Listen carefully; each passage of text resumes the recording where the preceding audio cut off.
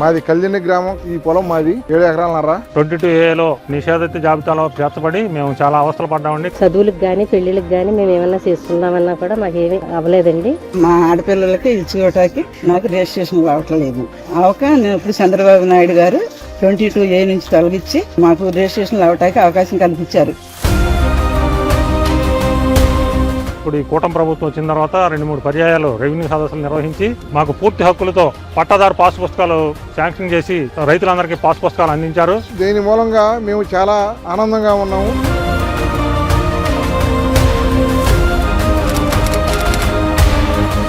మాది మండవెల్లి మండలం ఉనికిలి గ్రామంలో 5 ఎకరాల పొలంగా ఉన్నదండి. దాన్ని 22A చేర్చడం జరిగిందండి. దీని మూలంగా రిజిస్ట్రేషన్ నిలుపుదల చేసి భూములు ఎక్కడ బ్యాంకులో లోన్ పెట్టుకోవడానికి లేకుండా చేయడం జరిగింది. అది తొలగించమని మేము అధికారుల చుట్టూ తిరుగుతూనే ఉన్నాం. మాకు జరిగిన ఇబ్బందుల గురించి రెవెన్యూ మినిస్టర్ గారైన మన అనగాని సత్యప్రసాద్ గారి దృష్టికి తీసుకుని వెళ్లి వివరాలు ఇవ్వడం జరిగింది. రెవెన్యూ మినిస్టర్ అనగాని సత్యప్రసాద్ గారు అందరూ స్పందించి మాకు న్యాయం చేశారండి.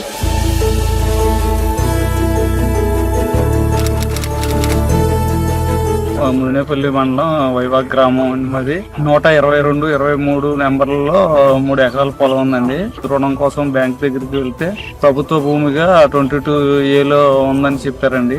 మేము తిరిగి కాళ్ళు ఎరిగేటట్టు తిరిగాం. మా తాత మా తండ్రి కాడి నుంచి కూడా ఇవే ఇబ్బందులు పడుతున్నాం. ఈ పరిస్థితిలో కైకలూరు ఎమ్మెల్యే గారైన కామినేని శ్రీనివాస్ గారు ఆయన అనగాని సత్యప్రసాద్ గారిని కలిశారు. మళ్ళీ వీళ్ళందరూ కలిసి మన చంద్రబాబు నాయుడు గారిని కలిశారు. వీళ్ళందరూ కూడా కలిసి రైతు సంతోషమే మన సంతోషాన్ని భావించి 22A నుండి యాక్ట్ నుండి తొలగించాలనే ఉద్దేశంతో వారు ఈ 22A యాక్ట్ నుండి తొలగించి మాకు మంచి మేలు కల్పించారు.